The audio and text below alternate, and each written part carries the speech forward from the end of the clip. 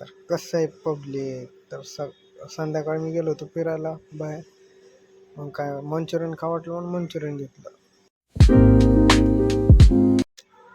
Welcome to my new blog. तर सकाळ सकाळ म्हणजेच 10-11 वाजले असते, तर मी गेलो होतो मित्रासोबत फिरायला बाहेर. कारण असं होतं गाडी सोडायची होती आणि येताना मी रिक्षात बसून आलो होतो. रिक्षात म्हणजे 1-2 तास गेला आमच्या तिथे. इतकी ट्रॉफिक होती तरी. आता आलो भावने मी मंचुरियन खायला. मंचुरियन मागवलं येते, परत वाट बघायची. तिथे पलीकडे लावली आपली गाडी आमाय भाऊची. देतात पार्सल.